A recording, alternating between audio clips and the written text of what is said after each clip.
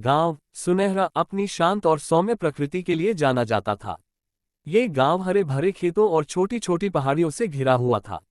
लेकिन इस गांव में एक ऐसा पेड़ था जिसे लोग शापित वटवृक्ष के नाम से जानते थे। कहते थे कि रात के समय उस पेड़ के नीचे से कोई गुजरे तो उसे अजीब अजीब घटनाओं का सामना करना पड़ता है। मगर युवाओं की टोली इन बातों को सिर्फ पुरानी कहानियां मानती थी। इन्हीं में से एक था अर्जुन, गांव का एक निडर युवक। अर्जुन को डर से कोई वास्ता नहीं था और वह हर बार अपनी बहादुरी साबित करने के लिए कुछ नया कर गुजरता। एक दिन अर्जुन के दोस्तों ने उसे चुनौती दी, अगर तुम सच में इतने निडर हो तो आज रात शापित वटवृक्ष के नीचे जाकर दिखाओ। अर्जुन को चुनौती स्वीकार करने में देर नहीं लगी। उसने ठान लिया कि वह सबको गलत साबित करेगा। रात का समय था। चांदनी रात में हवाओं की सरसराहट और झींगुरों की आवाज माहौल को रहस्यमय बना रही थी। अर्जुन अकेला उस वटवृक्ष की ओर बढ़ा।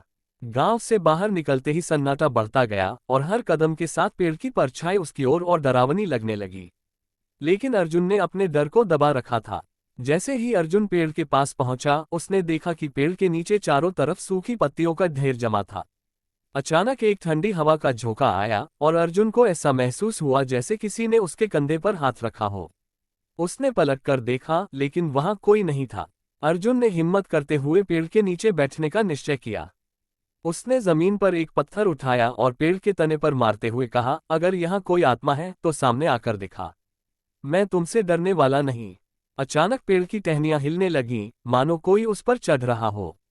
अर्जुन की सांसें तेज हो गईं, लेकिन उसने अपनी जगह से हटने का नाम नहीं लिया। तभी एक धीमी और कराहती आवाज गूंजी, क्यों आए हो यहाँ? अर्जुन ने हिम्मत करते हुए कहा, मैं तुम्हारे रहस्य को जानना चाहता हूँ। कौन हो तुम और इस पेड़ को शापित क्यों कहा जाता है? अचानक पेड़ के पास धुंध सी उठने लगी और उसमें से एक अधेड़ उम्र का आदमी प्रकट हुआ। उसके कपड़े फटे हुए थे और चेहरे पर दर्द भरा भाव था। उसने अर्जुन की ओर देखते हुए कहा, मैं इस गांव का ही एक किसान था। मेरा नाम रघु था।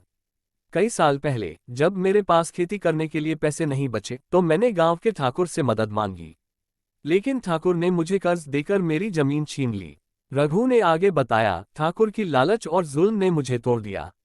जब मेरे पास कुछ नहीं बचा तो मैंने इसी पेड़ के नीचे अपनी जान दे दी। तब से मेरी आत्मा यहाँ भटक रही है और हर रात मेरे दर्द की सिसकियां इस पेड़ के नीचे गूंजती हैं। अर्जुन ने करुणा भरे स्वर में पूछा, मैं तुम्हारी आत्मा को शांति कैसे दूं? रघु ने कहा, जब तक ठाकुर की अन्याय से छीनी गई जमीनें गांव वालों को वापस नहीं मिलेंगी, मैं मुक्त नहीं हो सकता। अर्जुन ने गांव वापस लौटकर इस अन्याय को खत्म करने की ठान ली। अगले दिन उसने गांव वालों को रघु की कहानी सुनाई। अर्जुन की बहादुरी और सच्चाई ने गांव वालों को प्रेरित किया और उन्होंने ठाकुर के खिलाफ खड़े होने का निश्चय किया। गांव वालों ने मिलकर ठाकुर पर दबाव बनाया और आखिरकार वह जमीनें वापस करने पर मजबूर हो गया।